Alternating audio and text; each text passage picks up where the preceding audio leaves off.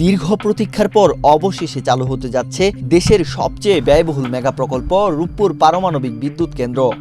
মধ্যপ্রাচ্যের যুদ্ধ ও বৈশ্বিক জ্বালানি সংকটের প্রভাবে দেশে যখন বিদ্যুৎ উৎপাদন নিয়ে উদ্বেগ বাড়ছে, ঠিক তখনই আশার আলো দেখাচ্ছে এই প্রকল্প।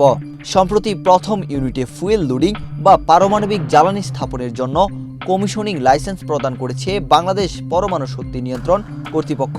এর মাধ্যমে বিদ্যুৎ উৎপাদনের চূড়ান্ত ধাপে প্রবেশ করল রূপপুর পারমাণবিক বিদ্যুৎ কেন্দ্র।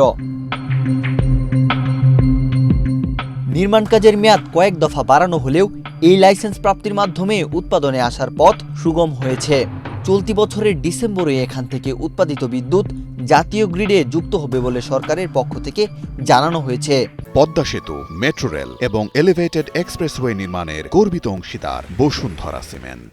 বিজ্ঞান ও প্রযুক্তিমন্ত্রী ফকির মাহবুব আনাম জানিয়েছেন, চলতি মাসের শেষেই প্রথম ইউনিটের ফুয়েল লোডিং উদ্বোধন করবেন প্রধানমন্ত্রী তারেক রহমান।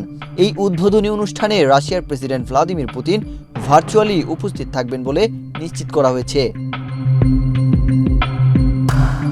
রাশিয়ার আর্থিক ও কারিগরি সহায়তায় 2017 সালে শুরু হওয়া এই প্রকল্পের বাজেট 1,13,000 কোটি টাকারও বেশি। নিরাপত্তা প্রোটোকল এবং সঞ্চালন লাইন নির্মাণ ঘিরে জটিলতায় এর আগে একাধিকবার সময়সীমা পিছিয়েছে। বিশেষজ্ঞরা বলছেন, জ্বালানি প্রবেশ করানোর পর নানা কারিগরি পরীক্ষা নিরীক্ষা শেষ করে বাণিজ্যিক উৎপাদন শুরু হতে অন্তত 6 থেকে 12 মাস পর্যন্ত সময় লাগতে পারে। বছরের শেষ নাগাদ জাতীয় গ্রিডে 1000 মেগাওয়াট বিদ্যুৎ সরবরাহের লক্ষ্য নির্ধারণ করা হয়েছে। পাইলট অপারেশনের মাধ্যমে শুরুতে অল্প পরিমাণে বিদ্যুৎ গ্রিডে সরবরাহ করা হবে। বিশেষজ্ঞরা বলছেন, এই সময়ে গ্রিড লাইনের সক্ষমতা এবং সাধারণ মানুষের নিরাপত্তার বিষয়টি সর্বোচ্চ গুরুত্ব দিয়ে দেখা প্রয়োজন। পাশাপাশি উৎপাদিত বিদ্যুতের প্রতি ইউনিটের দাম কত হবে সেটিও দ্রুত নির্ধারণ করা জরুরি। প্রকল্পের চুল্লি সহ মূল অবকাঠামোর কাজ বছর দুয়েক আগেই শেষ হয়েছে এবং জ্বালানির প্রথম চালান 2023 সালের অক্টোবরেই বুঝে পেয়েছে Bangladesh. Power grid company of বাংলাদেশের ব্যবস্থাপনা পরিচালক আব্দুর রশিদ খান জানিয়েছেন, রাজনৈতিক পট পরিবর্তন সহ নানা কারণে সঞ্চালন লাইনের কাজে ধীরগতি থাকলেও 2025 সালের মে মাসে প্রথম ইউনিটের জন্য লাইন নির্মাণের কাজ শেষ হয়েছে।